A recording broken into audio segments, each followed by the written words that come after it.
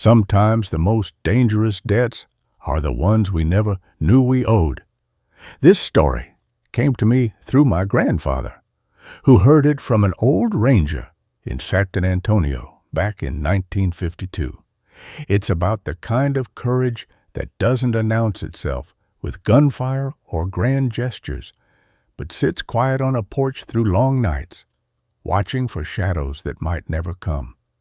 In those days after the frontier had supposedly been won, there were still accounts being settled in the margins, widows carrying their husbands' unfinished business, ranchers discovering that saving a life could cost them their own. This is one of those stories about Jake Morrison and a woman named Martha, who taught him that sometimes the only way to guard against the darkness is to refuse to face it alone. Jake Morrison's arms burned like fire as he hauled the woman's dead weight through the churning brown water. Her black dress, heavy as a shroud, kept pulling them both under. The Rio Bravo didn't give up its prey easy, especially not in late spring when the mountain snowmelt turned it mean. He'd been mending fence when he heard it. Not a scream exactly, more like a gasp, caught on the wind. Could have been a calf separated from its mother. Could have been nothing. But something in that sound had made him drop his hammer mid-swing and run. Now, 40 yards from shore with a half-drowned stranger clutched against his chest. He wondered if they'd both be feeding the catfish before sundown. The woman's fingers dug into his shoulder, surprisingly strong for someone who'd been unconscious seconds before. "Let go," she gasped, water streaming from her mouth. "Let me."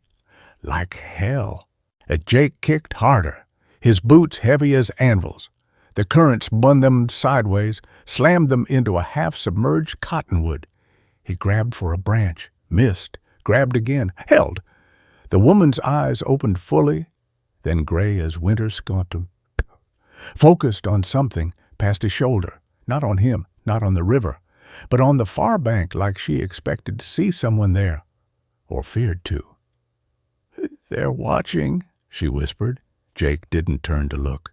Couldn't afford to. But the words sent ice down his spine colder than any river water. He dragged them both along the cottonwood until his boots found purchase on the sandy bottom. Only then did he risk a glance back. The far bank stood empty. Just mesquite and prickly pear. Same as always, but the woman kept staring.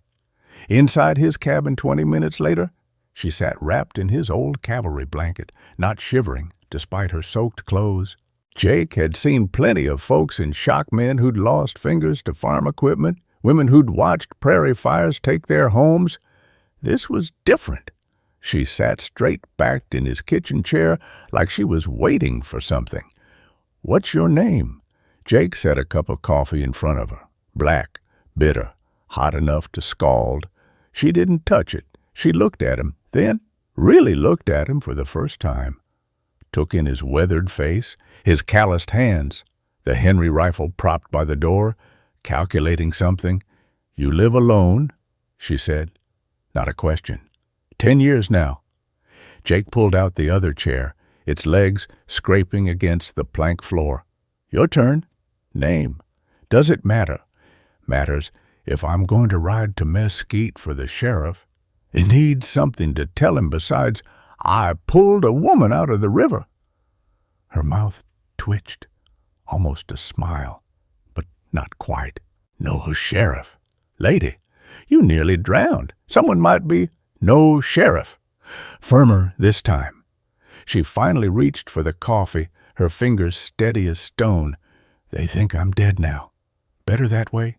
Jake leaned back, studying her. Mid-30s, maybe, though the river had washed away any face powder or pins from her hair. Her dress wasn't fancy, but it was well made. Town clothes, not ranch wear. The kind of woman who had a story, and probably not a happy one. Who's they? She took a long sip of coffee, her eyes going back to the window. The sun was dropping toward the horizon, painting the desert gold and red, In an hour it would be dark, in two, full dark. The men who killed my husband. Jake felt something shift in the room, the kind of shift that comes before a thunderstorm, when the air goes thick and the birds stop singing. He'd felt it before, years back, the night before Comanche raiders hit the Baxter spread, the night before everything changed. When, 3 months ago, maybe 4, hard to keep track when you're running. She set down the cup, precise and careful. They said Tom hanged himself in that jail cell, said he was guilty of theft and couldn't face the shame. But he didn't. Tom never stole anything in his life. What he did was find silver on land he was leasing. Legal claim, filed proper in San Antonio, but Ned Garrison wanted that land, that silver. So Tom ended up arrested on false charges, dead before trial. Jake knew Garrison by reputation, owned the lazy G-spread 40 miles north, plus interests in 2 mines and a freight company, the kind of man who collected land like some men collected scalps. And you? Why come after you? Because Tom was smart. He knew Garrison might try something, so he hid the original claim papers, told only me where, without those papers, Garrison can't prove ownership. She stood, the blanket falling away. Her dress had dried to stiff wrinkles, mud caked at the hem. I should go. Where? She didn't answer. How'd you end up in the river? Does it matter? Might if someone comes looking. She moved to the window, studying the darkening land. Jake noticed she stood to the side, not directly in front, the habit of someone who'd learned to be careful. I was crossing at Porter's Ford. Horse spooked. Maybe saw a snake. Maybe... She trailed off. Maybe saw a man with a rifle. She turned from the window. Why did you save me, Mr. Morrison, Jake Morrison? And I saved you because that's what a man does. Sees someone drowning, he helps. Even when helping might get him killed, especially then. She studied him for a long moment. I'll leave tonight. After dark, they won't know I was here. You'll stay, Mr. Morrison, Jake, and you'll stay because you can barely stand, let alone walk to wherever you think you're going. You'll stay because those men, if they're watching, already know you're here, and you'll stay because... He stopped, not sure how to finish. Because what? Because something about her reminded him of Mary in those last weeks, fighting battles she couldn't win but refusing to quit. Because what? Because Tom's dead and you're not. Seems like that ought to count for something. She sat back down, slow, like her strings had been cut. For the first time since he'd pulled her from the river, she looked defeated. Martha? She said quietly. My name is Martha Wilson. All right, Martha Wilson. You hungry? She shook her head. You'll eat anyway. And then you'll sleep. Whatever's chasing you will still be there tomorrow. That's what I'm afraid of. Jake started pulling things from his meager pantry, salt, pork, beans, the last of yesterday's cornbread. Simple food, but filling. As he worked, he noticed Martha watching him, her expression unreadable. You're not going to ask about the papers, where Tom hid them. Not my business. Most men would make it their business. Garrison would pay well for that information. Jake lit the stove, the match flaring bright in the growing darkness. I'm not most men, and I'm sure as hell not Garrison. No, Martha said softly. You're not. Here's later. After she'd picked at the food and he'd shown her to the small back room where Mary's things still sat in their trunk, untouched. Jake stood on his front porch with his rifle, watching the darkness. The night sounds were normal coyotes in the distance, an owl in the cottonwood by the creek. wind through the grass, but something felt wrong. Maybe it was Martha's story. Maybe it was the way she'd said, "They're watching," in the river. So certain, so afraid. Or maybe it was just that feeling again, that storm-coming sensation that had saved his hide more than once. He was about to go inside when he saw it, just for a second, off to the east where the old wagon road cut through the brush, a flicker of light. Could have been a firefly, could have been starlight on metal, could have been a match, lighting a cigarette. Jake shifted his rifle to his other hand and settled into the porch chair. It was going to be a long night. Before we continue, please leave a like and subscribe. Let me know which city you're watching from. Now, let's get back to the story. The creek pulled Jake from sleep. Not the settling wood sound old cabins made, but rhythmic, deliberate. His eyes snapped open. The room held that peculiar darkness of deep night past midnight, nowhere near dawn. Through the thin walls came another creak. The porch chair, Jake rolled out of bed, bare feet silent on cold boards. The Henry rifle waited where he'd left it. He checked the load by touch, then eased toward the door. Through the window, moonlight painted everything silver blue. Martha sat in the porch chair, still wearing that mud-stiff black dress. She faced east, toward the wagon road, her hands folded in her lap like she was sitting in the church. Jake cracked the door. "Martha." She didn't turn. "Go back to sleep, Mr. Morrison. It's past 2 in the morning." "Yes." He stepped out, the boards rough under his feet. The night air carried the smell of creosote and distant rain. "You need rest. That back room is very kind. Thank you." Still, she didn't turn. "But I'll stay here, on the porch." "Yes." Jake moved to where he could see her face. Her eyes were wide open, fixed on some point in the darkness, not sleeping, not even tired, alert as a deer that's caught a wolf's scent. "They won't come tonight," she said. "Who won't?" "You should go inside. Lock the door." "I don't lock my door." "You should start." Jake lowered himself into the other chair, the rifle across his knees. Martha's jaw tightened, but she said nothing. They sat that way, silent, while the stars wheeled overhead. A pack rat rustled in the brush. Somewhere far off, a cow bawled.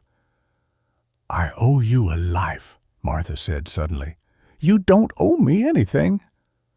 "That's not how it works." She shifted slightly, the first movement she'd made in an hour. "Tom used to say debts follow us like shadows.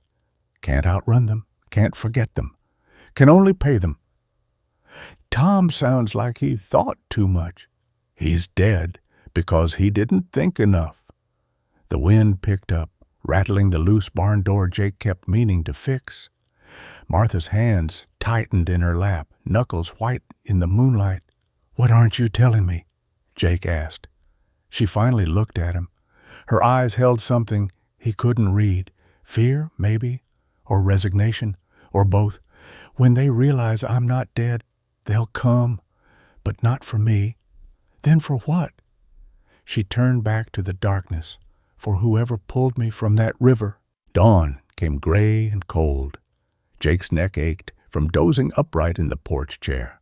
Martha still sat beside him, her dress dried into sharp creases, eyes open but unfocused. Dew beaded on her dark hair. "Coffee," Jake said, standing. His knees popped. "Then you're going to town." Martha blinked, seeming to notice the sunrise for the first time. "No. This isn't a discussion. I'll hitch the wagon, take you to Mesquite myself. You can catch the stage to San Antonio, start over somewhere. They have men in Mesquite." She rubbed her face with both hands, leaving dirt smears across her cheeks. "In San Antonio, too, Garrison owns pieces of things everywhere." Jake went inside, started the coffee.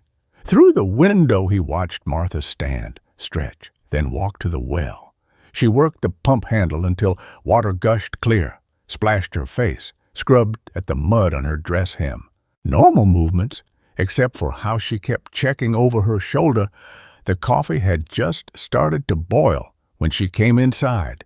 In daylight, the bruises showed purple-green marks along her arms where the river had slammed her into rocks. A cut on her temple, scabbed over, but still angry-looking. "I need to check the cattle," Jake said, pouring 2 cups. "South pasture, you'll come with me." "Why?" "Because I'm not leaving you here alone. I can take care of myself, like you did in that river." Her mouth thinned. She took the coffee, drank it, black and scalding. "I should check your fence line instead. The north side. Make myself useful. You're not going anywhere alone, Mr. Morrison. Jake." And that's final. She set down her cup hard enough to slosh coffee onto the table. "You don't understand. Every minute I stay here puts you in more danger. If I'm moving, working, at least I'm—" She stopped, jaw clenched. "At least you're what? Harder to spot from a distance?" The words hung between them. Jake grabbed his hat from the peg, settled it low over his eyes. "We'll check the south pasture together. Bring the rifle." They rode double on Jake's bay gelding, Martha sitting sideways behind the saddle, one hand gripping his belt. The morning warmed fast, pulling steam from the wet earth. Meadowlarks called from the fence post. Everything peaceful, normal. Jake kept his eyes moving anyway. The cattle had drifted toward the creek during the night, 20 head of longhorns grazing in the shade of the cottonwoods. Jake counted them twice, checking brands, looking for signs of tampering. All there, all healthy. "You know cattle," Martha observed. "Raised them since I was 12. Tom tried. Bought 6 head our first year. Lost 4 to fever, 1 to wolves. The last one we ate through the winter." A pause. "That was a hard winter." Jake dismounted to check a section of fence that looked loose. Martha stayed on the horse, scanning the horizon. He was tightening the wire when she spoke again. "There, northwest, by that rise." Jake followed her gaze. "Nothing but grassland and scattered mesquite. I don't see the grass. It's bent wrong." Now he saw it. A path through the buffalo grass, too straight to be game trail. Fresh, maybe from last night or early morning. Someone had ridden through there, staying off the main trail. Jake swung back into the saddle. Could be anybody. Drifter, maybe. Or Johnson from the next spread over, checking his strays. Johnson would use the road? She was right. Jake turned the horse toward the rise. Following the bent grass, the trail led to a cluster of rocks about 200 yards from his property line. Good cover, good view of his cabin. Jake dismounted, studied the ground. 3 horses, maybe 4, shod all around. Not the mix of shod and unshod you'd see with cowboys moving through. These riders cared about speed, distance, the kind who planned to ride hard when the time came. Cigarette butts lay scattered near the rocks, hand-rolled, not store-bought. One still felt damp with spit. "This morning," Martha said quietly. She'd dismounted too, stood close enough that he could smell the river still in her hair. They were here this morning. Jake picked up one of the butts, rolled it between his fingers. The tobacco was dark, Turkish maybe, expensive. Not what cowboys smoked. "We should go," Martha said. "Wait." Jake walked the perimeter of the rocks, found what he was looking for. On the north side, scratches in the stone where someone had rested a rifle barrel. Fresh scratches, the rock dust still white. He sighted along the scratches' direction, direct line to his cabin, to his porch. Martha's breathing had gone shallow. "They could have shot us last night, this morning. Why didn't they?" "Maybe they're not sure you're there. Maybe they're waiting for confirmation. Or maybe—" She stopped, hand going to her mouth. "What? The papers. Tom's claim papers. They think you have them. Think I gave them to you, or told you where they are." She grabbed his arm, fingers digging in hard. "Jake, they won't just kill you. They'll make you tell them first. Nobody's killing anybody." Jake pulled free, headed for the horse. "We're going back. You're packing what you need, and we're leaving, both of us. Let them have the damn ranch. You'd abandon your home, 10 years of work. It's just land." "No." Martha caught up, blocked his path to the horse. "This is your place, your life. I won't let them take it." "It's not your choice." "It is." She straightened, and for a second Jake saw something in her that reminded him of Mary, near the end, not defeated, not beaten, but refined down to pure will.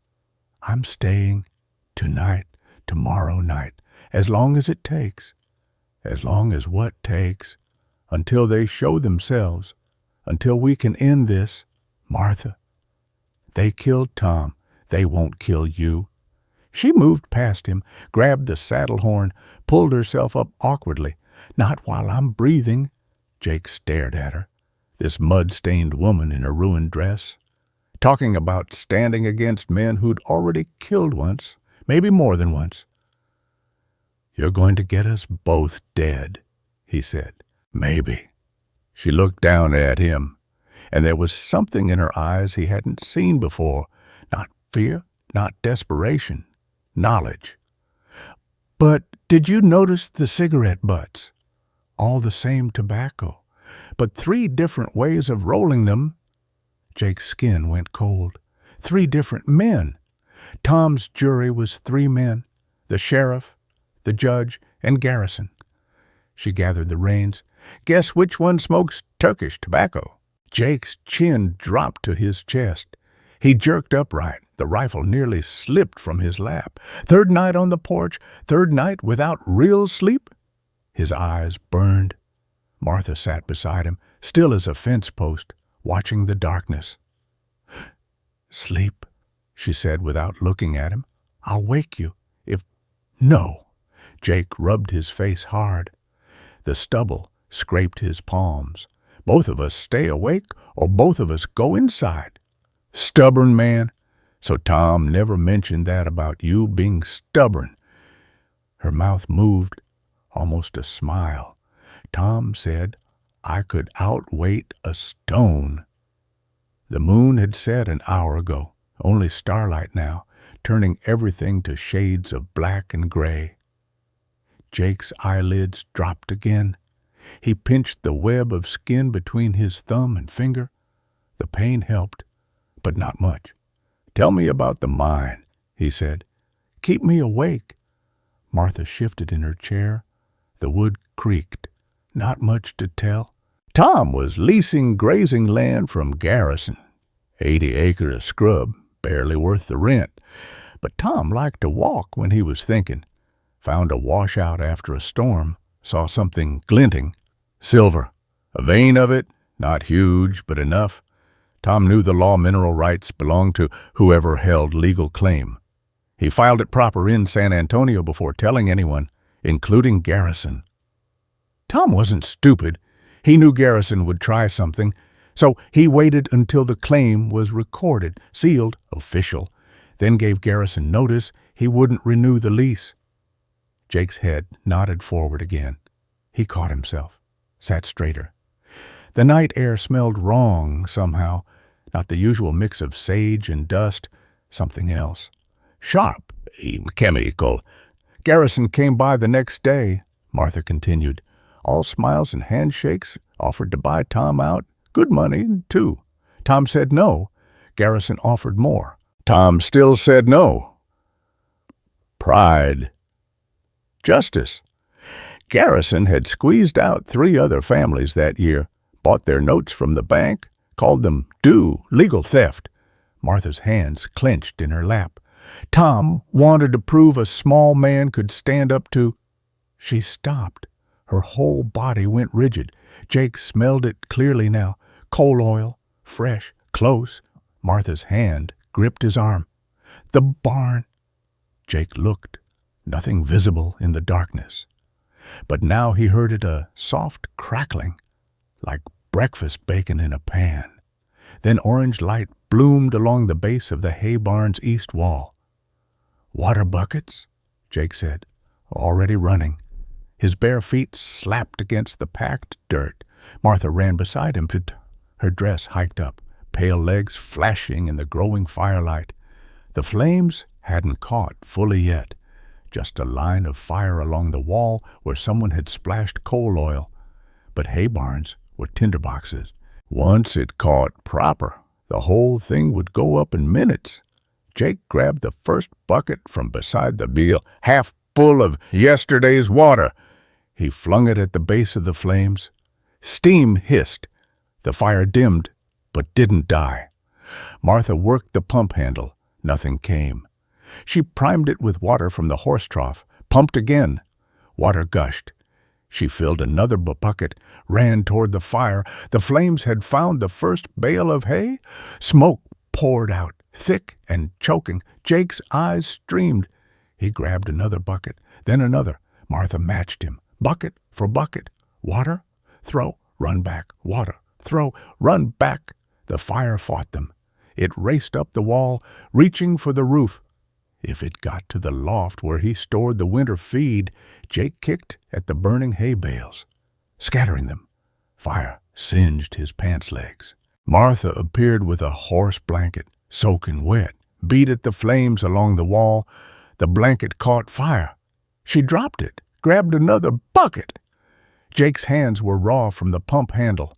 His lungs burned from smoke. But the fire was weakening, smaller. They were winning. Martha stumbled, went down hard. The bucket flew from her hands. Water spreading, useless in the dirt. Jake kept throwing water while she pushed herself up. Her palms were bloody. She grabbed another bucket anyway. One more trip, two more, three. The last flames died to smoke and char. The barn stood, mostly intact, just the east wall damaged. Maybe 20 bales ruined. Could have been everything. Jake collapsed against the well. His chest heaved. Beside him, Martha sat in the dirt, her dress torn at the shoulder, face streaked with soot. In the starlight, tears cut clean tracks down her cheeks. "They knew," she said. Her voice came out rough, smoke-damaged. "They knew exactly where I was, exactly which night to..." She pressed her palms against her eyes. Jake wanted to say something comforting. Nothing came. His throat felt like he'd swallowed hot sand. Martha dropped her hands. "I'm sorry. God, I'm so sorry. I brought this to you. Stop. Your barn, your home. Stop." Jake touched her shoulder. She flinched, then leaned into his hand. "Just for a second. Tell me the rest. About Tom." Martha wiped her face, leaving more soot smears. 2 days after Tom refused Garrison's offer, the sheriff came, said someone saw Tom stealing equipment from Garrison's mine. Tom laughed. Actually laughed. He hadn't been within 5 miles of Garrison's property. She stood, walked to the burned wall, ran her fingers along the charred wood. They arrested him anyway. The trial was set for Monday. Tom died Saturday night. They said he used his belt, hung himself from the cell bars. But Tom's belt was in his trunk at home. I'd mended it that very morning. You're saying they hung him, made it look like suicide. I'm saying Tom had proof that half of Garrison's current mine was actually on public land. His surveys, his mineral tests, all in a leather portfolio.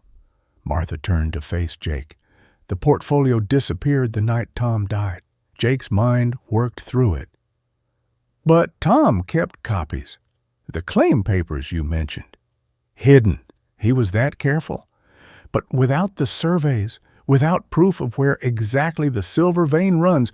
The papers are just papers. So Garrison thinks you have the surveys. No. Martha walked back to him, knelt in the dirt so they were eye level. He thinks you have them. Thinks I traded them for rescue, for protection. Why else would I disappear from the river and end up here? Because you were drowning and I pulled you out. Men like Garrison don't believe in simple kindness. Everything's a transaction to them. She looked toward the burned barn wall. This was a warning. Next time, they'll come in person. Yes. Jake stood, helped Martha to her feet. Her hands felt small in his, the palms slick with blood from the bucket handles and her fall. Where are the real papers? The copies? I don't know. Martha, I don't know. Her voice cracked. Tom said he hid them somewhere safe. Said if anything happened, I should go to the old Miller place. But the Miller place burned down 2 years ago. There's nothing there but foundation stones and— She stopped. Her eyes went wide. What? Tom helped them, the Millers. When their place burned, Tom helped them salvage what they could. Spent 3 days there, digging through the ruins. She grabbed Jake's shirt with both hands. He hid them there. Has to be. Somewhere in those foundation stones. Jake thought about the Miller place. 12 miles north, right at the edge of Garrison's spread. Empty land now. But technically still belonging to the Miller family back in Missouri or somewhere. If Garrison figures that out. He won't. Tom was too careful. Never went back there, never mentioned it. Martha's grip tightened on his shirt. But Jake, if we get those papers, prove Garrison's been mining illegally, taking silver from public land, the federal marshals would have to act. Garrison would lose everything, or he'd kill us both before we could get to Austin. Martha let go of his shirt, stepped back. In the darkness, with soot covering half her face and her dress hanging in ruins, she looked like she'd already been through war. There's something else, she said quietly. The night Tom died, the deputy on duty was Samuel Briggs. Jake's blood chilled. Briggs works for me, part-time, helps with the branding. I know. Martha's eyes met his. He's coming tomorrow. Jake's hands shook as he unwrapped the cloth from Martha's left palm. The skin had blistered where she'd gripped the hot bucket handles, red flesh weeping clear fluid. She sat at his kitchen table, jaw tight, breathing through her nose. This'll hurt, Jake said, reaching for the whiskey bottle. Just do it. He poured whiskey over the burns. Martha's whole body went rigid. A sound escaped her throat. Not quite a scream, more like air being punched from lungs. Her other hand gripped the table edge hard enough to whiten her knuckles. Jake worked fast, cleaning dirt and char from the wounds. The kitchen smelled of smoke, blood, and alcohol. Through the window, the first gray of dawn showed. They'd spent an hour after the fire checking for embers, making sure nothing would reignite. Tom had hands like yours, Martha said. Her voice came out strained. All scarred up from work. I used to tease him that he collected injuries, like some men collected coins. Jake tore strips from an old sheet, began wrapping her palm. The cloth turned pink immediately. The night they arrested him, Martha continued. His hands were clean. I remember thinking that was strange. He'd been working on our fence that morning. Came home covered in dirt and sweat. But in jail, his hands were clean. Someone had washed them. Why would they? Tom fought. I know he did. He wouldn't have gone quiet. Martha's eyes stayed fixed on her hand as Jake wrapped it. They cleaned him up after, made it look proper, peaceful. Jake started on her right hand. This one was worse, a deep gash across the palm where she'd fallen. plus the burns. He picked out pieces of gravel with tweezers. Martha never flinched, but sweat beaded along her hairline. "Briggs was on duty that night," she said. "Just him. The sheriff was supposedly in Austin on business. The other deputy was sick, just Sam, Briggs, and Tom in that jail." "You think Briggs—" "I think Briggs opened that cell door for someone. Maybe held Tom down while they—" She stopped, swallowed hard, the marks on his neck. "I saw them when I claimed his body. They were too high. If he'd hung himself from those bars, even on tiptoes, the marks would have been lower, angled different." Jake tied off the bandage, sat back. Martha's hands looked like white mittens now, bulky with cloth. She flexed her fingers experimentally, winced. "There's more," she said. Jake poured 2 glasses of whiskey, pushed one toward her. She picked it up awkwardly with her bandaged hands, managed to drink. "Tom wrote me a letter that last day. Briggs delivered it himself. Said Tom wanted me to have it before the trial. The letter said Tom was sorry for the shame he'd brought on me. Said he couldn't face what was coming. Said he loved me, and goodbye." His confession. Tom's hand was broken. 3 fingers snapped backward. "I saw that too when I claimed the body." Martha set down the glass.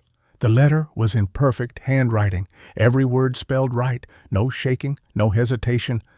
Jake felt something cold settle in his stomach. Someone else wrote it. Someone who needed people to believe Tom killed himself. Someone who needed his death to look like guilt.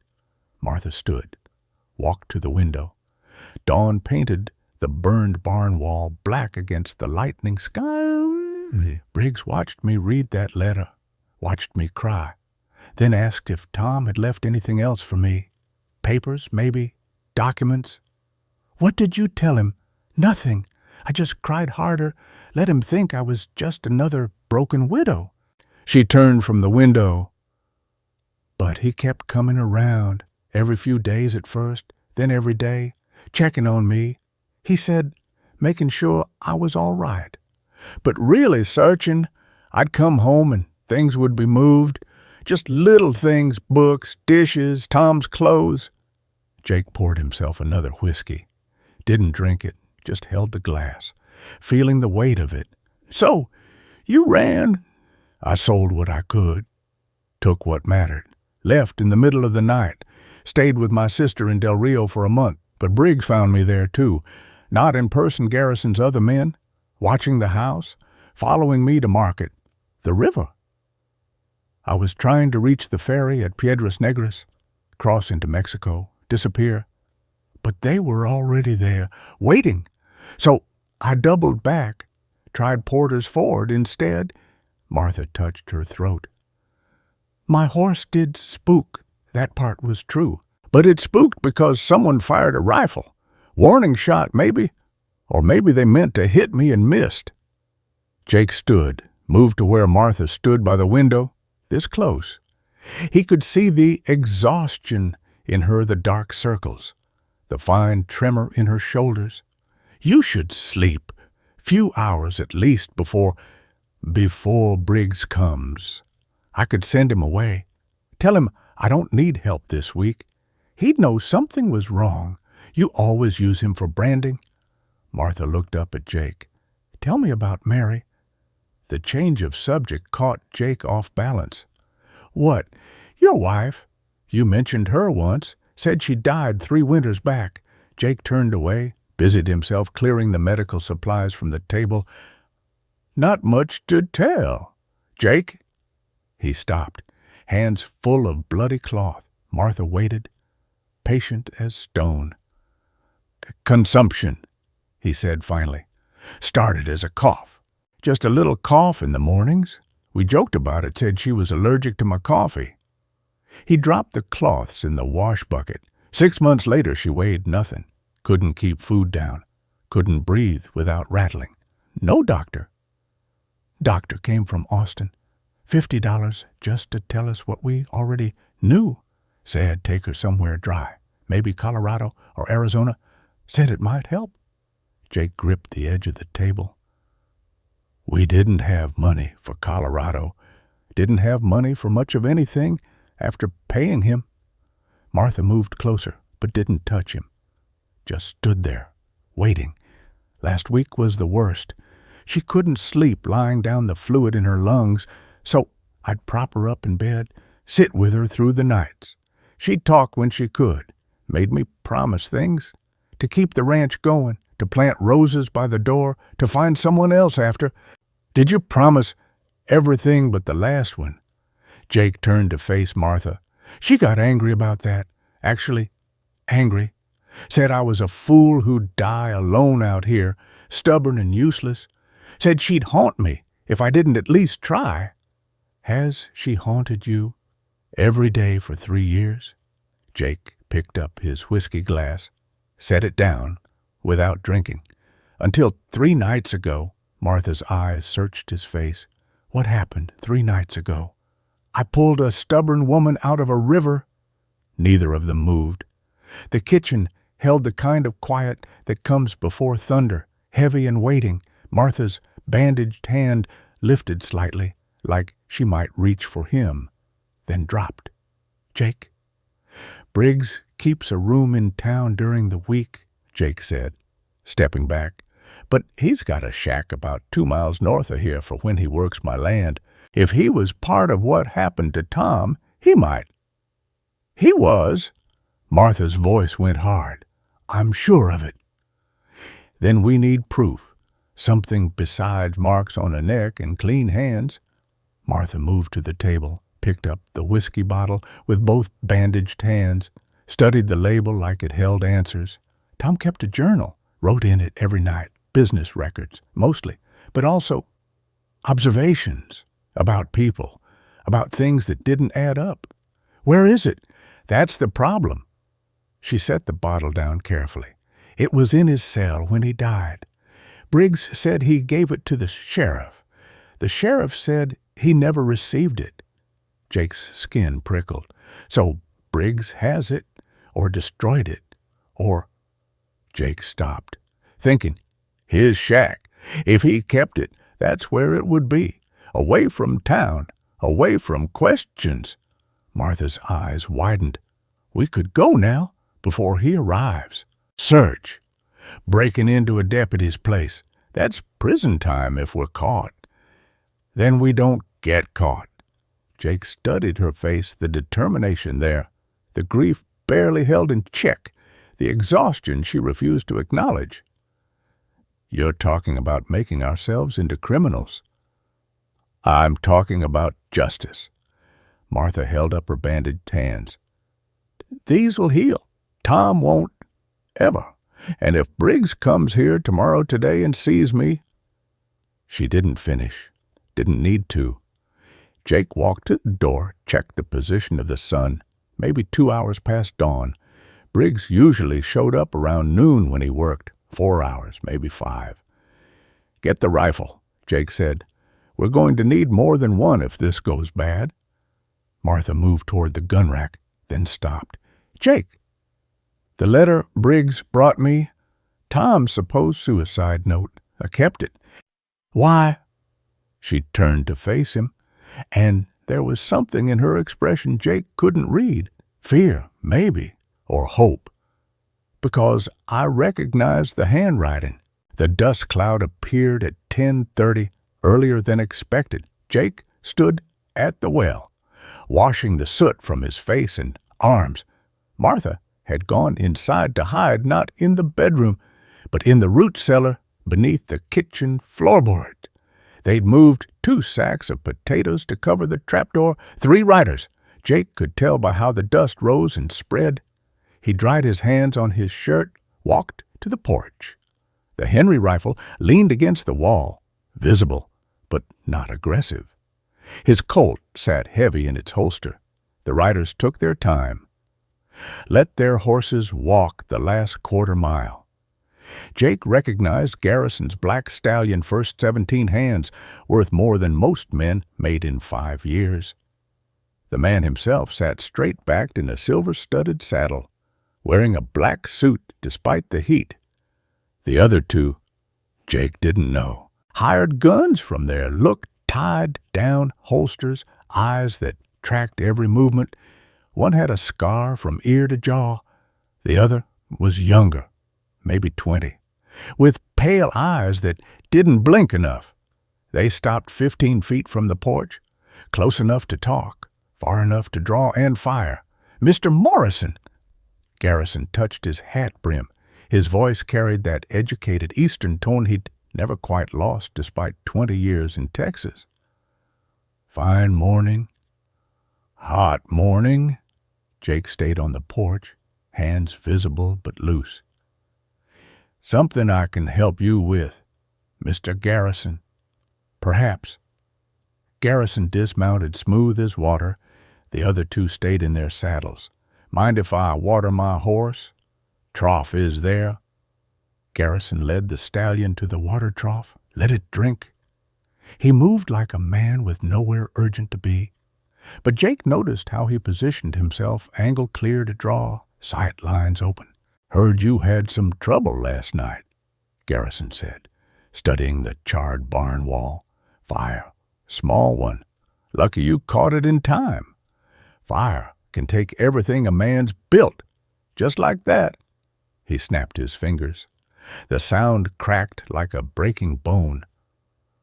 "Course, some men would call a barn fire suspicious, especially after finding evidence of trespassers." Jake said nothing. "But you're not the suspicious type, are you, Morrison?" Garrison walked back from the trough, stopped at the porch steps, up close. His face showed deep lines around the mouth, gray threading through his mustache. "You're the helpful type, the kind who sees someone in trouble and just has to step in?" "I mind my own business. Do you?" Garrison pulled out a silver case, extracted a cigarette, Turkish tobacco. Jake could smell it as Garrison lit up. "Because I heard a story about a man who pulled a woman from the Rio Bravo 3-4 days back near Porter's Ford. Lots of stories floating around. True, but this one interests me." Garrison blew smoke toward the porch roof. "See, the woman was someone I knew, someone who disappeared rather suddenly from her home, left debts unsettled, you might say. Don't know anything about that." The younger gunman shifted in his saddle. Leather creaked, his pale eyes fixed on Jake like a snake watching a mouse. "You sure?" Garrison asked. "Because the thing is, Morrison, this woman, she was confused, grieving. Her husband died recently. Tragic circumstances. She might have said things, made accusations that weren't accurate. Like I said, don't know anything about it." Garrison dropped the cigarette, ground it under his boot heel. The movement was precise, deliberate. "I'll be plain with you, Morrison. The woman's name is Martha Wilson. Her husband Tom died in custody 3 months ago. Took his own life rather than face trial for theft." Jake kept his face still, but his pulse hammered in his throat. "Before he died," Garrison continued, "Tom Wilson stole certain documents from my office. Survey maps, mineral reports, things that might be misinterpreted by someone who didn't understand the full situation." "Sounds like a legal matter." "It is, which is why I've involved the law." Garrison gestured to the scarred gunman. "This is Mr. Haskins. He's a special deputy, appointed by Judge Carter himself, and young Mr. Crane there has similar authorities." Special deputies? Jake knew what that meant. Men with badges who answered to money, not law. "We're looking for Mrs. Wilson," Garrison said, "and those stolen documents. Both need to be returned to proper custody." "Can't help you." "Can't or won't." Jake met Garrison's eyes straight on. The man had gray eyes, cold as winter mornings. "Take your pick." The scarred one, Haskins, spoke for the first time. "Mind if we look around?" His voice sounded like gravel in a pan. Yes, you mind. That's right. Haskins started to dismount. Garrison raised a hand, stopped him. Mr. Morrison runs a respectable operation. Garrison said, we wouldn't want to disturb that without cause. He walked closer to the porch, close enough that Jake could see the tobacco stains on his teeth. But cause can be found. Morrison, easy as breathing. Maybe you've got stolen cattle mixed in with yours. Maybe you've been altering brands. Maybe that fire last night was insurance fraud. Nobody would believe that, wouldn't they? Garrison smiled. It didn't reach his eyes. I own the bank that holds your note. I own the newspaper that would report the story. Judge Carter plays cards at my house every Sunday. Jake's hand wanted to move to his gun. He kept it still through pure will. But I'm not an unreasonable man, Garrison continued. I understand the impulse to help. Man sees a woman in distress. He acts. It's admirable in its way. He pulled out a leather wallet, extracted several bills. $500 for your trouble, for any damages to your property. Call it compensation for a misunderstanding. Not interested. $700. No? Garrison's expression didn't change, but something shifted in his shoulders. The two gunmen straightened in their saddles. Where is she? Morrison, I told you. You told me nothing, which tells me everything. Garrison stepped back, returned the wallet to his coat. She's here, or she was here. Either way. You know where she is. At young Crane spoke up, his voice high and eager. Want us to search the place, Mr. Garrison? No need. Garrison walked to his horse, swung into the saddle with surprising grace for a man his age. Mr. Morrison's going to think about things, about his ranch, his future, about what happens to men who interfere in matters beyond their understanding. He gathered the reins, then paused. You know what your problem is, Morrison. You think this is about right and wrong, justice and justice, but it's not. It's about order, about men staying in their proper places, like Tom Wilson. The words came out before Jake could stop them. Garrison's face went very still. Tom Wilson was a thief and a coward, Garrison said quietly. He took what wasn't his. When caught, he chose death over disgrace. That's the truth, and soon it'll be the only truth anyone remembers. He turned his horse, then looked back. Mrs. Wilson has something that belongs to me. Documents that were stolen from my office. If those documents surface, if anyone tries to use them, I'll know where they came from. Is that a threat? It's a fact, like gravity, like drought. Garrison touched his hat brim again. You got a nice place here, Morrison. Hate to see it burn. All of it this time? The three men rode out the way they'd come. No hurry, no looking back. Jake stood on the porch until the dust settled, until he couldn't hear the hoofbeats anymore. His shirt was soaked with sweat. His mouth tasted like copper. He went inside, moved the potato sacks, opened the cellar door. Martha looked up at him from the darkness, her face pale as bone. I heard it all, she said. Then you heard him admit it, not in words, but I heard. As she climbed up the ladder, stood in the kitchen, brushing dirt from her ruined dress. $700. That's what I'm worth to him. That's not, I know what it is. She moved to the window, watched the empty road. Jake, there's something else. Something I should have told you. Jake waited, the handwriting on Tom's suicide note, the forged letter. She turned to face him. I've seen it before. On bank documents, on contracts. Garrison wrote it himself. No. Martha's bandaged hands clenched into fists. Judge Carter did. Jake felt the floor shift under him. Carter's in on it. The judge who would try any case we brought. And the sheriff and Briggs and God knows who else." Martha pressed her palms against her eyes. "Jake, we can't fight this. Not with law, not with guns. They own everything." "Not everything." And Jake moved to his desk, pulled out paper and pen. "You said Tom wrote everything down. Names, dates, observations?" "In his journal, yes, and that journal's either destroyed or hidden in Briggs's shack." "Probably destroyed." "But if it's not—" Jake started writing. "If we find it, combine it with those hidden papers at the Miller place, it still won't matter. Carter's the judge. He'll throw it all out." Jake looked up from his writing. "Not if we don't take it to Carter. There's federal marshals in Austin. Circuit judge from Houston comes through twice a year. There's newspapers in San Antonio that Garrison doesn't own." Martha stared at him. "You're talking about war."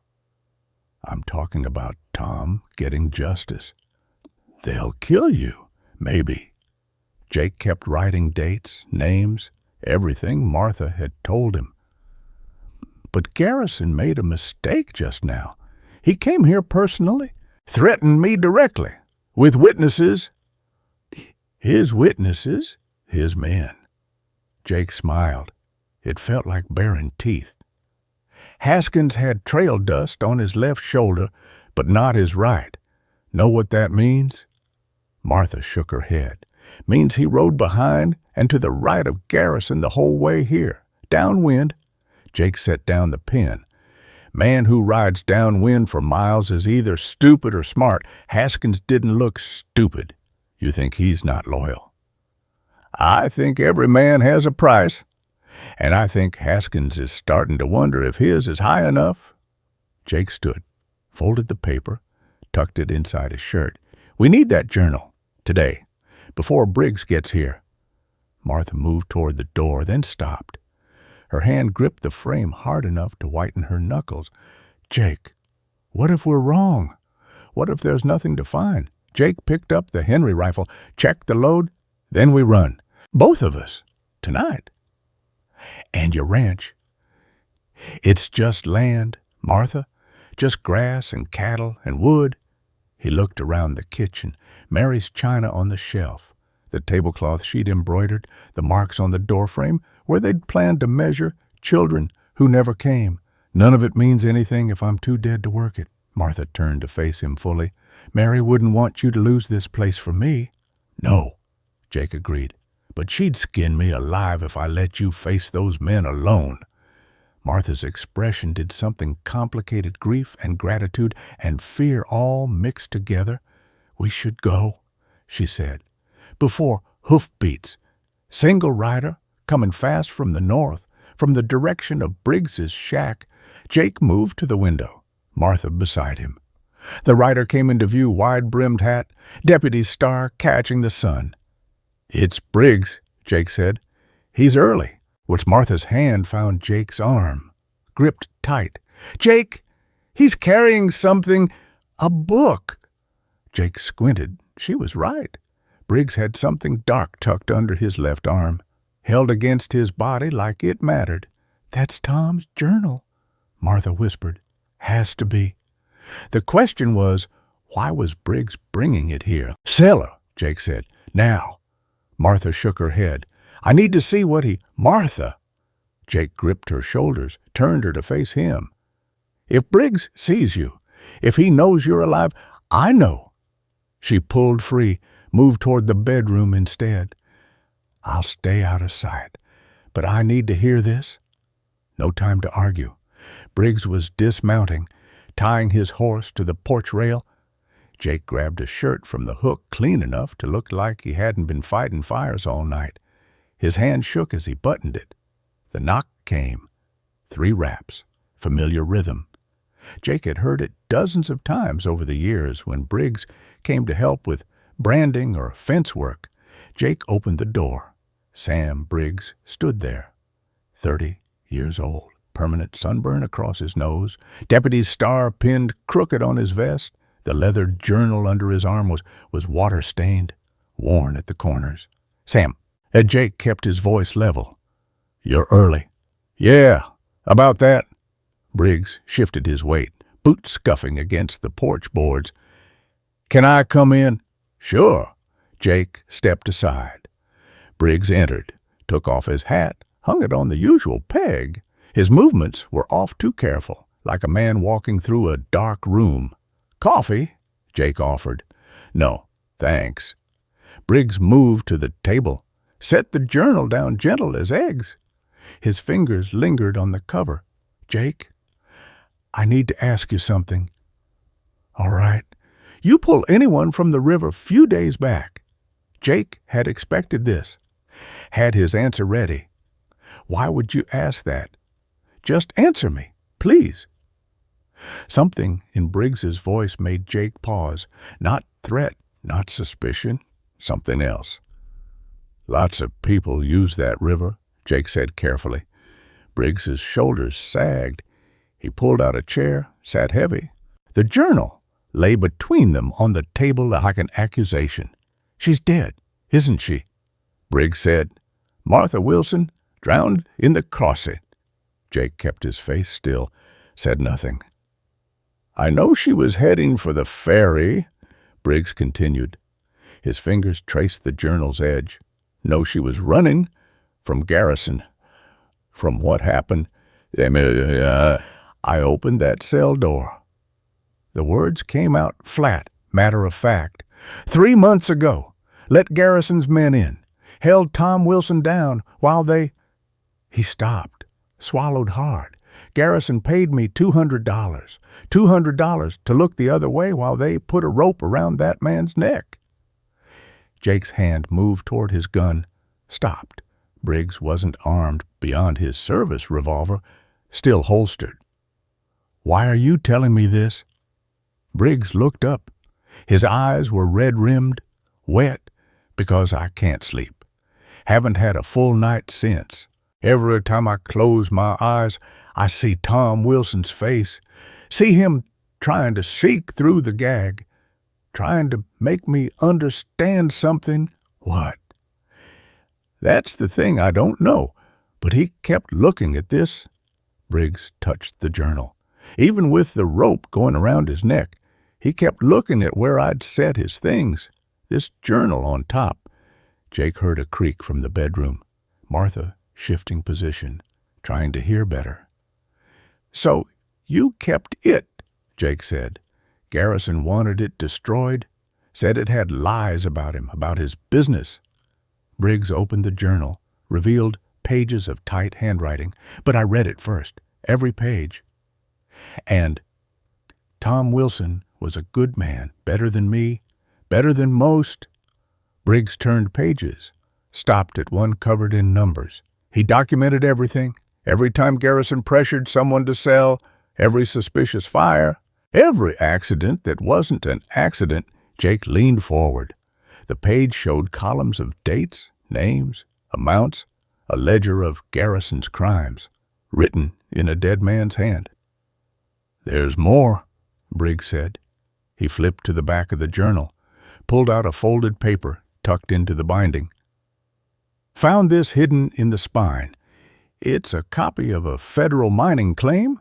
Shows Garrison's been pulling silver from government land for 2 years. Jake's pulse hammered. This was it, proof that could bring Garrison down. "Why bring this to me?" Jake asked. "Because Garrison came by my place this morning with those 2 gunmen of his, asked if I'd seen Martha Wilson, asked if anyone had been talking about her." Briggs closed the journal. "Then he asked about you, whether you'd been to town lately, whether you'd been acting strange." "What did you tell him?" "Nothing. But he knew I was lying, could see it in his eyes." Briggs stood, moved to the window.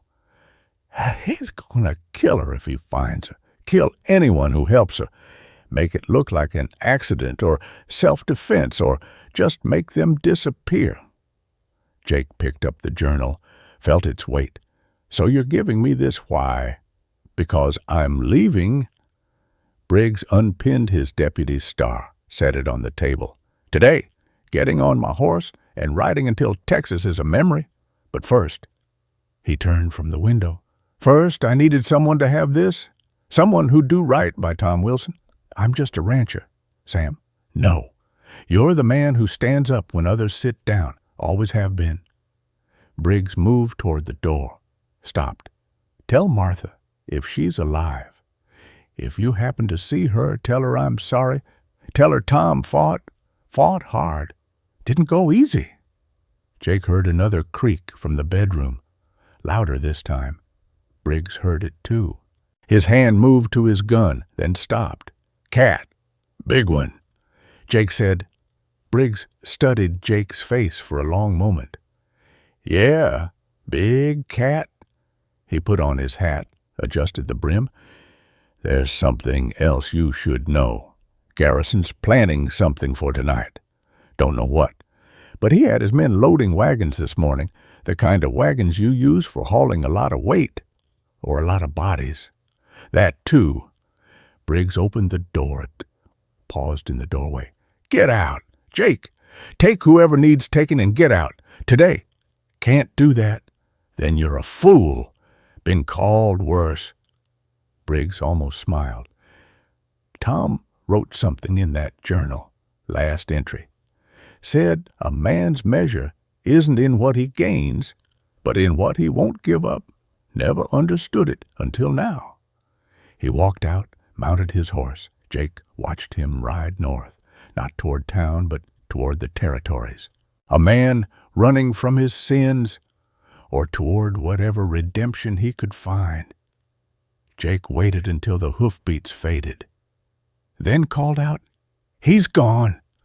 Martha emerged from the bedroom, her face pale. She'd heard it all. He let them in, she said, voice hollow. Held Tom down while he's trying to make it right. There is no making it right. Martha picked up Briggs's discarded star, turned it over in her bandaged hands. Tom's still dead. But Garrison doesn't have to win. Martha set down the star, picked up the journal. Her fingers shook as she opened it, found Tom's handwriting. A sound escaped her throat. Half sob, half laugh. His grocery lists, she said. He always put them in here. Eggs, flour, coffee, mixed right in with evidence of murder. She turned the pages, reading fast. Here, Garrison offered Peterson $800 for his place. Peterson refused. The next day, Peterson's well went bad. Dead cattle found in it. There's more. Jake showed her the federal claim paper. This proves Garrison's been stealing from government land. Martha studied it. The seal's authentic. Tom must have paid someone in Austin to make a copy. She looked up. This could work. With the journal. With the original papers from the Miller place. We need to move fast.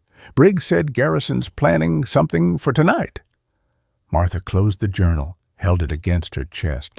We should write that letter now. To the Rangers. Jake was already pulling out paper and pen, but as he sat to write, a thought struck him. Martha, Briggs said Garrison was loading wagons, heavy wagons. So, the Miller place. If Garrison figured out where Tom hid those papers, Martha's eyes widened. He's going to tear down the foundation tonight. Make sure no one ever finds them. Jake set down the pen. Then we need to get there first. It's 12 miles, in daylight.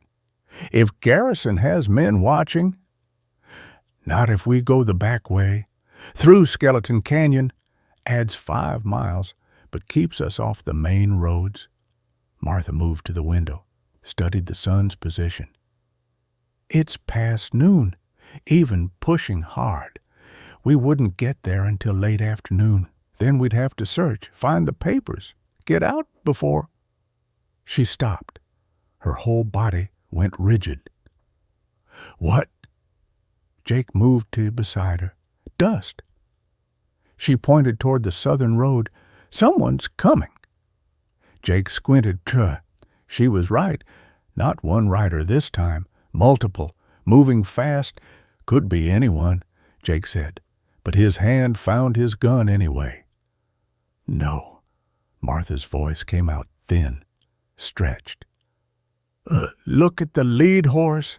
I looked, saw the black stallion, 17 hands high.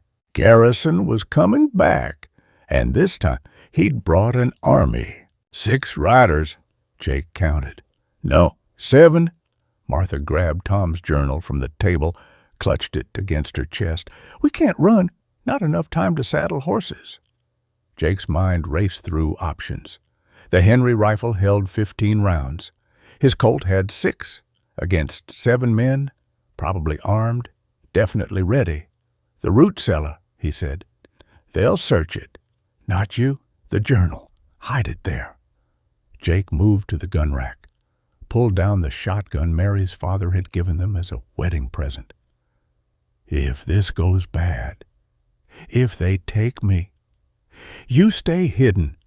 Wait until dark. Get to the Rangers yourself. Jake, do it. Martha yanked up the cellar door, dropped into the darkness. Jake heard her moving sacks, hiding the journal. The riders were close now, 500 yards, maybe less. Martha climbed back up.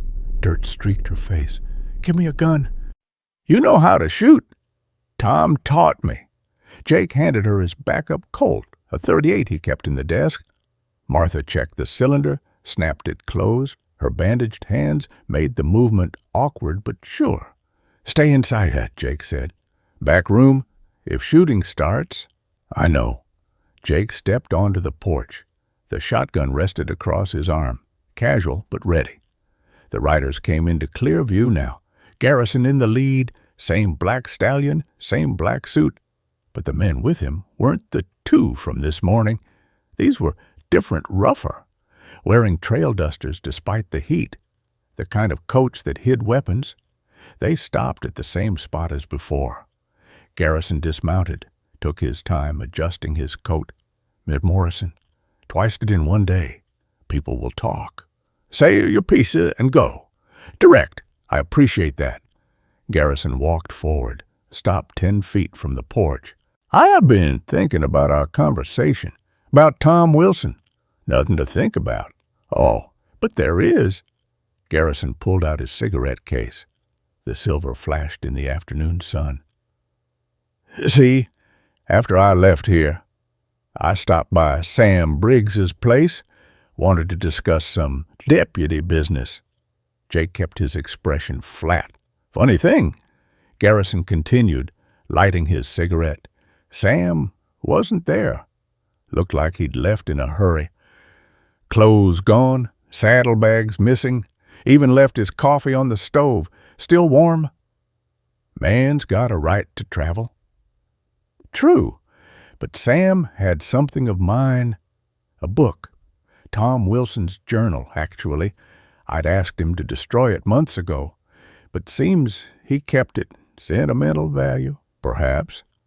One of the rider, thick-necked, beard down to his chest, shifted in his saddle. The movement opened his duster. Jake glimpsed leather straps, shoulder holster. Now I'm wondering, Garrison said, did Sam stop here before he ran? He was supposed to help with your branding today. Haven't seen him. No. Garrison flicked ash toward the porch. That's strange, because his horse tracks lead right to your door. Lot of horses come through here, not riding Sam's peculiar gait. That horse of his steps, short with the left rear leg, distinctive pattern. Garrison smiled. It made his face look like a skull. Want to try again? Jake said nothing. I'll make this simple, Garrison said. That journal contains lies about my business. Slander that could damage my reputation if the wrong people saw it. I want it back. Can't help you. Can't or won't. Garrison's voice dropped. There's a difference, Morrison. One's unfortunate, the other's a choice. The bearded rider dismounted. Then another. Then all of them except one, a thin man who stayed mounted, rifle across his saddle. 7 men total, spread in a half circle. This is still my land, Jake said. For now. Garrison dropped his cigarette, ground it out. But ownership's a funny thing. Fluid. A man might think he owns something right up until he doesn't. Jake's finger found the shotgun's trigger. You threatening me? I'm explaining reality. Garrison pulled a paper from his coat. This is a warrant, signed by Judge Carter. Gives us authority to search your property for stolen documents. Let me see it. Garrison walked forward, held out the paper. Jake had to lean down to take it. As he did, the bearded man moved closer to the porch, then another. Positioning themselves, the warrant looked real.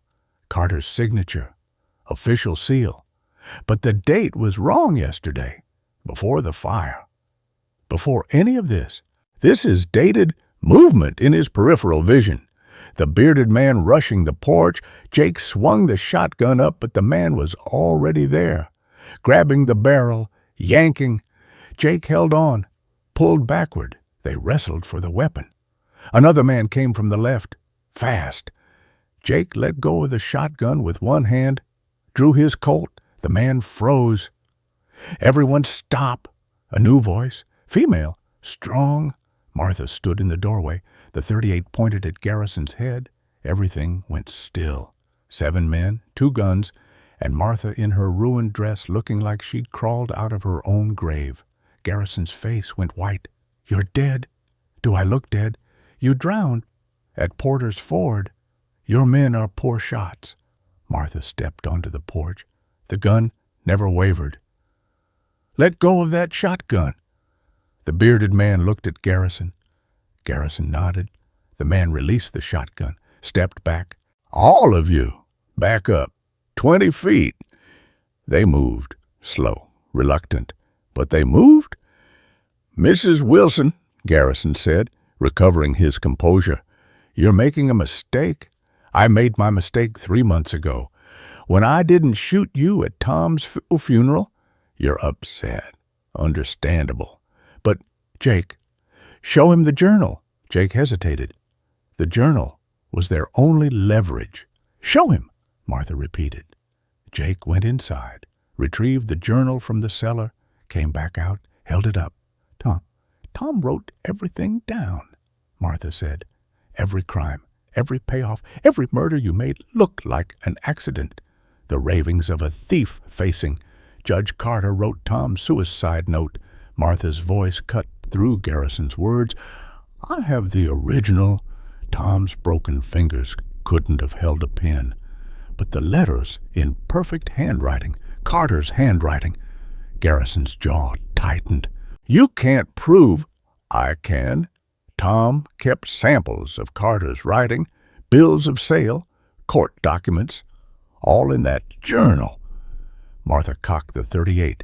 The click sounded loud as thunder. You killed my husband. You tried to kill me. Now you want to kill Jake because he helped me. Nobody's killing anyone, Garrison said. We're all reasonable people. Tom was reasonable. You hanged him anyway. The thin man on horseback shifted. Jake caught movement from the corner of his eye, the man's hand inching toward his rifle. Don't, Jake said, swinging the shotgun toward him. The man froze. Here's what's going to happen to Martha said. You're leaving, all of you. You're going to forget about that journal, forget about me, forget about Jake. Or I send this journal to every newspaper from here to Chicago. Send copies to the federal marshals, the rangers, the governor himself. You think anyone would believe? With Tom's documentation, with dates and names and amounts, with proof you've been stealing from federal land. Martha smiled. It was terrible. Yes, I think they'd believe. Garrison stood very still. Behind him, his men waited.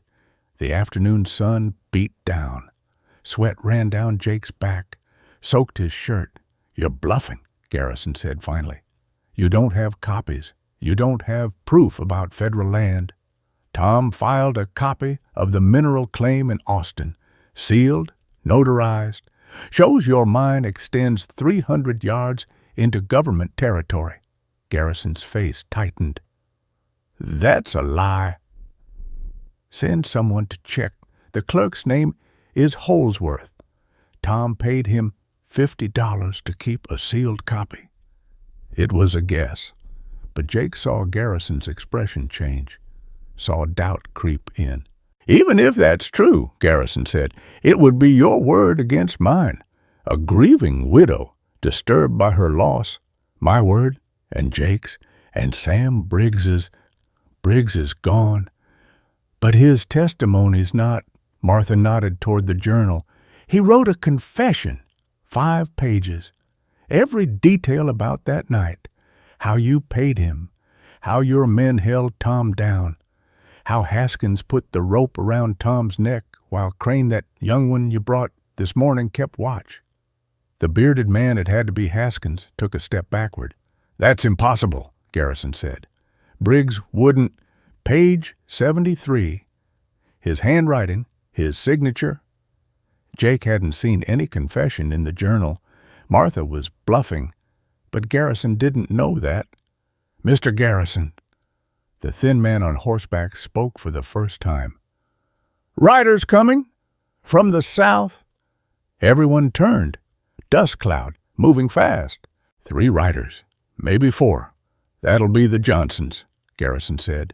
I sent word for backup. But Jake recognized the lead horse. A paint gelding with a white blaze. That's not the Johnsons, Jake said. That's Ben Anders' horse. Anders ran the telegraph office in Mesquite, the only person Jake had trusted with his letter 10 days ago. Jake. Anders' voice carried across the distance. Jake! They're coming, Rangers from San Antonio. Garrison's men shifted. Nervous now, hands moving toward weapons. Nobody move, Martha said, her gun still pointed at Garrison. Anders rode up hard, his horse lathered with sweat. 3 men rode with him, strangers, but they wore badges, Texas Rangers, the star clear on their chests. Mr. Morrison, the lead ranger, gray-haired, with sun-damaged skin, dismounted. I'm Captain Hayes. Got your letter. Captain? Jake lowered his shotgun, but didn't put it down. Your timing's good. Hayes looked around, took in Martha with her gun, Garrison's men, the tension thick as smoke. Seems so. This the situation you wrote about? Part of it. Mr. Garrison?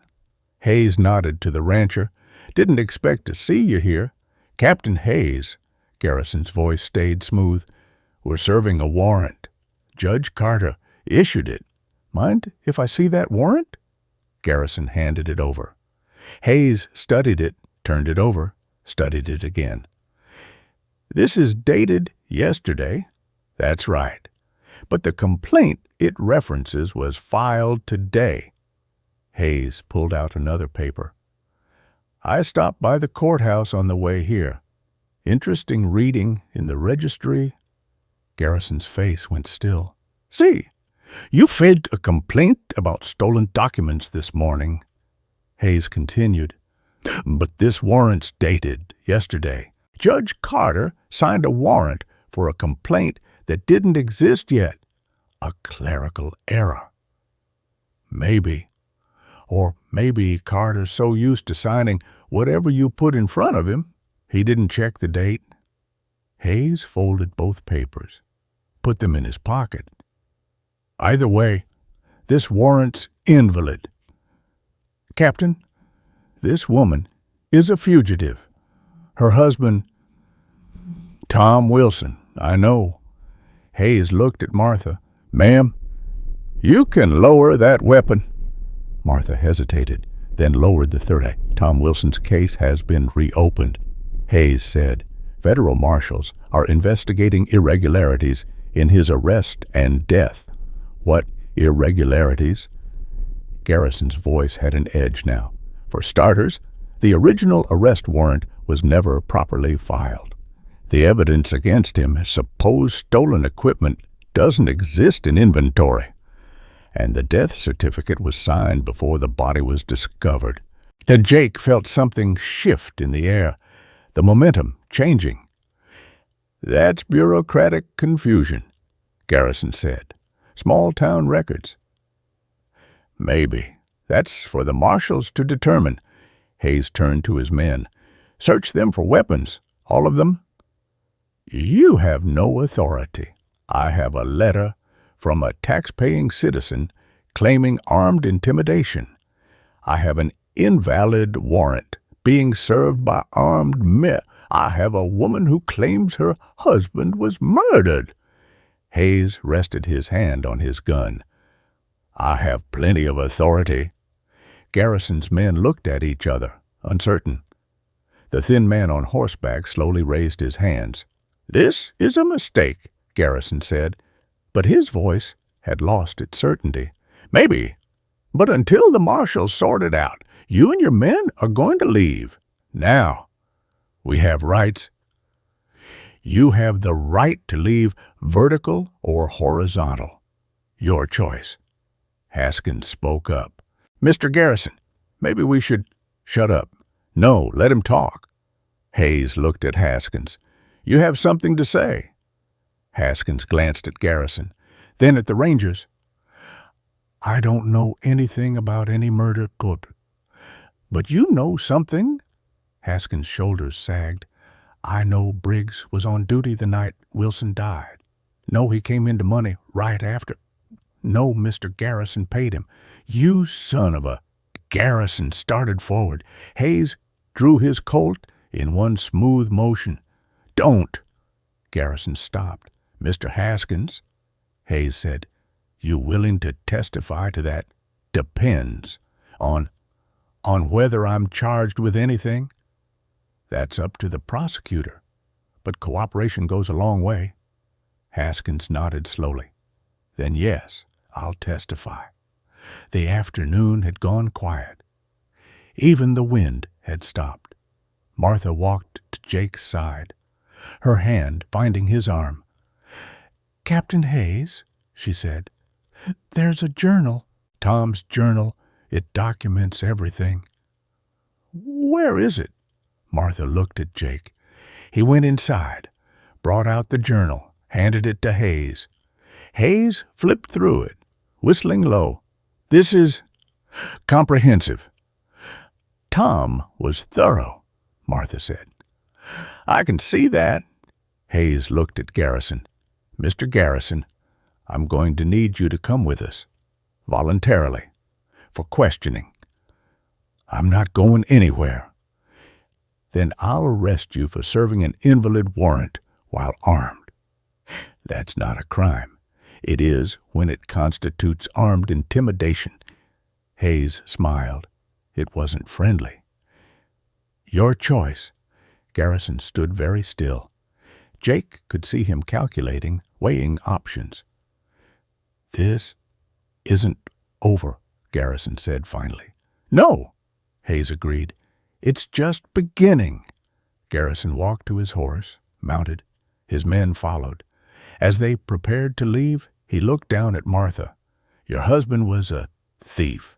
And Martha met his gaze steady. My husband was murdered, and you're going to hang for it. Garrison's face darkened. He pulled his horse around, hard. The animal squealed. Mr. Garrison, Hayes called out, don't leave the county. We'll have questions. Garrison didn't answer.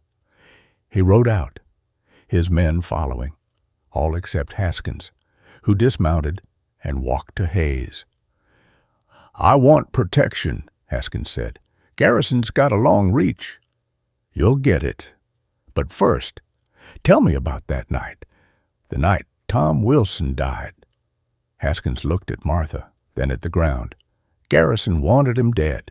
Said Wilson knew too much, had proof about the federal land theft. So we, Garrison, Crane, and me, we went to the jail. And Briggs let us in. We made it look like suicide. Martha made a sound half sob, half snarl. Jake put his arm around her shoulders. You son of a bitch, Jake said to Haskins. I didn't pull the rope. That was Crane. Kid enjoyed it. But you held him down. Haskins nodded. I'm not proud of it. You should hang. Probably. Haskins looked up. But I won't. because I'm the only one besides Briggs who can testify. And Briggs is gone." Captain Hayes holstered his weapon. "We'll see what the prosecutor says. For now, you're in protective custody." He nodded to his men. They moved to flank Haskins. "Mrs. Wilson," Hayes said, "we'll need a full statement. Everything you know, everything you saw. You'll get it. And Mr. Morrison, we'll need yours, too." "Happy to give it." Hayes looked at the journal in his hands. "This is evidence now. It stays with me." "Yeah, understood." Hayes mounted his horse. "We'll be in town for a few days. The federal marshals should arrive within the week. Until then, I'm posting a man here for protection." "That's not necessary," Jake said. "It's not a request." Hayes looked toward where Garrison had disappeared. "That man's got 700 reasons to want you both dead. Every acre he stole is a reason." He turned his horse. "Anders, you ride with us. Mrs. Wilson, Mr. Morrison. We'll expect you in town tomorrow." They rode out, taking Haskins with them. One ranger stayed behind a young man with old eyes who positioned himself on the porch with a rifle. Jake and Martha stood in the yard, watching the dust settle. "It's not over," Martha said. "No, Garrison's still free, still rich, still has influence." "But now people are watching." Martha turned to face him. "Thank you." "For what?" "For not giving me up. Or for fighting. For—" She stopped, swallowed. "Tom would have liked you." "I would have liked him." They stood there, close but not touching, while the sun dropped toward evening. The young ranger watched the horizon. Somewhere a dove called, low and mournful. "Jake," Martha said suddenly, "the papers, the ones Tom hid at the Miller place." Jake's blood chilled. "Garrison knows about them." "Has to. That's why he was loading wagons this morning." Martha grabbed his arm. "If he destroys those foundation stones tonight—" The young ranger, Thompson, sat up straight when Jake walked onto the porch. "Where you going? Mr. Morrison? Need to check something at the old Miller place. Captain said you're to stay here." "Captain said to protect us." "Come along if you want." Jake picked up his rifle. "But I'm going to—" Martha emerged from the house wearing Jake's old work pants and a cotton shirt. Her hair was pinned back, face clean of soot. "We're going." Thompson stood, uncertain. "Ma'am, it's near dark." "Then we'd better hurry." Jake saddled 2 horses while Martha gathered supplies, water, ammunition, a crowbar from the barn. Thompson watched them. Chewing his lip, the Miller place is 12 miles north. Thompson said, "Take 2 hours in the dark, hour and a half if we push." Jake tightened the saddle cinch. "You coming?" Thompson looked at the house, then at the northern horizon. "Captain'll have my hide." "Captain'll understand when we explain." Martha swung into the saddle, awkward in the pants but determined. "Garrison's trying to destroy evidence." "Tonight." Thompson cursed under his breath, went for his horse. They rode hard through the cooling evening. The sun dropped behind them, painting their shadows long across the scrub. Jake led them off the main road after 2 miles, cutting through a dry wash that would save time. The horses' breathing came harsh, labored, foam flecked their mouths, but they kept the pace. There, Martha pointed ahead. The Miller place sat on a slight rise, or what was left of it. Stone foundation walls, black from the fire 2 years past, a chimney, standing alone like a grave marker. And near it, 3 wagons with lanterns burning. Jake counted 6 men, working with sledgehammers and crowbars, breaking apart the foundation stones. Garrison stood to the side, directing them. "We're too late," Martha said. "Maybe not." Jake studied the scene. The men had only dismantled 1 corner of the foundation. "Thompson, you're a ranger. You can stop this." "It's not my jurisdiction. This is county matter." It's destruction of evidence in a federal case. Thompson rubbed his face. Hell, all right, but if shooting starts, it won't. Jake looked at Martha. Stay here with the horses. No. Martha, those papers are all I have left of Tom. I'm going. They approached on foot, spread out, Thompson in the center, with his badge visible. Jake on the right with his rifle, Martha on the left, unarmed, but carrying the crowbar like she knew how to use it. The working men saw them first. One dropped his hammer, tapped Garrison's shoulder. Garrison turned, his face unreadable in the lantern light. Mr. Morrison, persistent, aren't you? This is private property, Jake said. You're trespassing. The Miller family abandoned this land. It reverts to the county in 6 months, which is next week. I'm simply clearing debris. You're destroying evidence. Evidence of what? These are just old stones. Thompson stepped forward. Mr. Garrison, I'm ordering you to stop. You have no authority here. Ranger, I have the authority to prevent destruction of evidence in a federal investigation. Garrison smiled.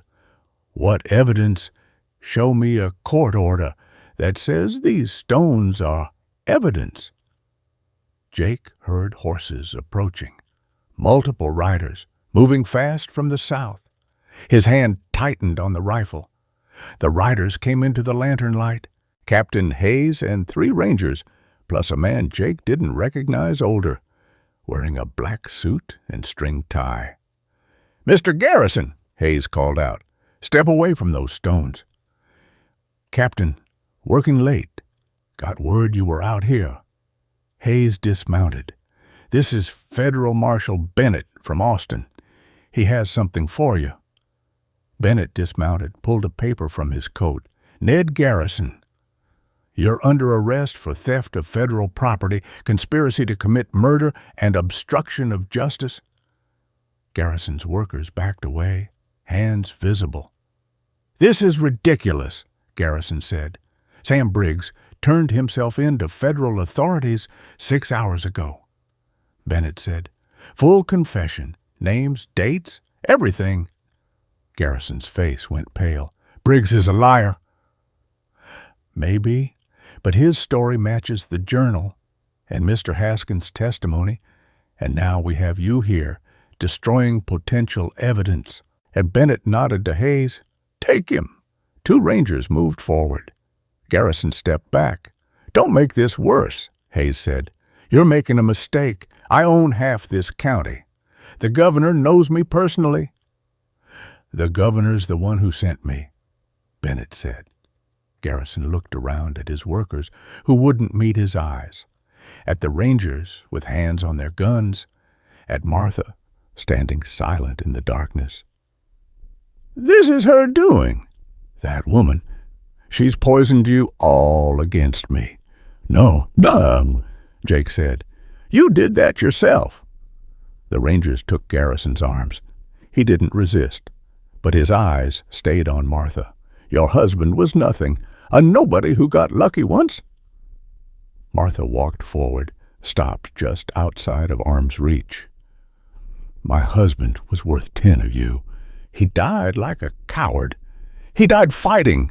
Martha's voice stayed level. Briggs told us. Tom broke 3 of Crane's ribs, blacked Haskins' eye. It took 4 of you to hold him down. Garrison's jaw clenched. And even then, Martha continued, even with a rope around his neck, he was thinking ahead, making sure the truth would come out. She moved to the foundation stones, ran her hand along them. Captain Hayes, we need to find something Tom hid here. Papers. Go ahead. Martha walked the perimeter of the foundation, studying each stone. Jake joined her, holding a lantern. The stones were blackened, cracked from the fire. Some had already been pulled apart by Garrison's men. Tom helped them salvage, Martha said quietly. 3 days. He would have had time, privacy. She stopped at the chimney, still standing. The mortar had cracked. Leaving gaps between stones, Martha worked the crowbar into one gap, pulled. Nothing. Tried another. On the third try, a stone shifted. Behind it, wrapped in oilcloth, a leather portfolio. Martha pulled it out with shaking hands. Inside were survey, mineral reports, government seals. Everything needed to prove Garrison's mine extended onto federal land. "Is that what you needed?" Hayes asked. "Yes." Martha's voice came out thick. "This is what Tom died for." Bennett took the portfolio, examined the documents. "This is sufficient, with the journal and testimony. Garrison's finished." They put Garrison in irons. His workers scattered, wanting no part of what was coming. As the Rangers prepared to leave, Garrison looked at Jake. "You ruined yourself for nothing. You know that she'll leave. They always do." Jake didn't answer. They watched the Rangers ride away with their prisoner. The silence that followed felt enormous. "We should go," Thompson said. "Getting cold." They rode back slower. No urgency now. The horses walked, heads low and exhausted. Martha rode beside Jake. The portfolio clutched against her chest. "What will you do now?" Jake asked. "I don't know. The ranch is gone sold to pay debts. Tom's family won't want me back. His mother always said I wasn't good enough for him." "You could stay?" Martha looked at him. "Jake, not like that. Not yet." Jake kept his eyes on the dark trail ahead. "I've got a spare room. You could help with the ranch while you figure things out. People would talk. Let them." They rode in silence for a while. The stars came out, sharp and clear in the cold air. "That back room," Martha said. "That was Mary's room, wasn't it? Her things are still there?" "Yes. You should pack them away." "I know. I could help, if you want." Jake nodded. His throat felt tight. They reached the ranch near midnight. Thompson took the rider horses while Jake and Martha went inside. The kitchen felt different somehow. Still the same table, same chairs, same lamp, but different. Martha set the portfolio on the table, opened it. Tom's handwriting covered the pages neat, precise, careful. "He was so proud of finding that vein," she said, "not because of the money, because it meant we could build something, have children and give them better than we had. You still could have children." Martha almost smiled. "I'm 34, Jake. That time's probably past. Build something, I meant." Martha closed the portfolio. "With what I've got, nothing." "That's not true. Federal marshals will seize Garrison's assets. The part's on federal land. Anyway, you're Tom's widow. You'll have a claim." "Blood money. Justice money. Tom would want you to have it." Martha stood, walked to the window. "I can't stop seeing him in that cell, fighting them, knowing no one was coming to help." "But someone did come. You came. Maybe not in time to save him, but in time to make them pay." "Is that enough?" "It'll have to be." Martha turned from the window. "I'll stay for a while. Help with the ranch, like you said. But Jake—" "I know. You're not ready. Neither am I. Mary will always be part of me, like Tom's part of you." Jake stood, picked up the lamp. "But they're gone, Martha, and we're here. That means something." Martha nodded. "All right, we're here." Jake showed her to the spare room, not Mary's room, but the one on the other side of the house. Smaller, but clean. Martha stood in the doorway, looking lost. "Thank you," she said, "for everything. Get some sleep. Tomorrow we talk to the lawyers." Jake went to his own room, set the lamp on the dresser. Mary's photograph sat there, the one from their wedding day. She looked young, happy, unaware of what was coming. "I kept the ranch," he told the photograph, "like you wanted." The house settled into quiet. Through the thin walls, Jake heard Martha moving around, then stillness. He lay down fully dressed, too tired to change. In the morning, he woke to the smell of coffee, found Martha in the kitchen, Tom's portfolio beside her, watching the sunrise through the window. Couldn't sleep? He asked. Slept some, kept dreaming about Tom, but different this time. Not the cell. Before that, when things were good, Jake poured himself coffee, sat across from her. That's better. Yes. They sat quiet, drinking coffee, watching the light grow stronger. The burned barn wall looked less damaged in daylight. Fixable. We'll need to go to town today, Jake said. Talk to the lawyers. File your claim. And then we rebuild. The barn. The ranch. Whatever needs rebuilding. Martha looked at him. That include us? Maybe. Eventually, if you want. Ask me in a year. I'll do that. Thompson appeared in the doorway, hat in hand. Captain wants you both in town by noon. Lots of papers to sign. We'll be there. Thompson left. Martha stood, began clearing the coffee cups. Normal movements. Domestic. Like she belonged here. Martha, Jake said, that first night, when you sat on the porch, you were protecting me even then, weren't you? Yes. Why? You didn't know me. Martha paused at the wash basin. You pulled me from the river when you could have looked away. That told me everything I needed to know. She washed the cups, set them to dry. Jake watched her work. This woman who'd lost everything and kept fighting anyway. We should get ready, Martha said. Long day ahead? Yes. But neither of them moved yet. Just stood there in the morning light. Two people who'd survived the worst and were learning what came after. Outside, a meadowlark began to sing. The sound carried across the ranch, across the empty spaces and the burned places, across all the ground that would need tending. It sounded like morning, like possibility, like the careful, fragile beginning of whatever came next. Sometimes I think about the stories we tell ourselves about survival. This one came down through my family like an heirloom polished by retelling, worn smooth at the edges. What strikes me now isn't the violence that was faced or the justice that was won, but those quiet moments between two broken people learning to trust again. Jake and Martha never called it love, not at first. They called it practicality, necessity, mutual aid.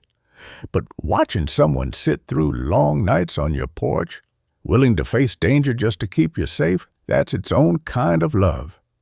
The deeper kind that grows not from passion, but from choosing, day after day, to stay, to rebuild, to believe that morning will come again.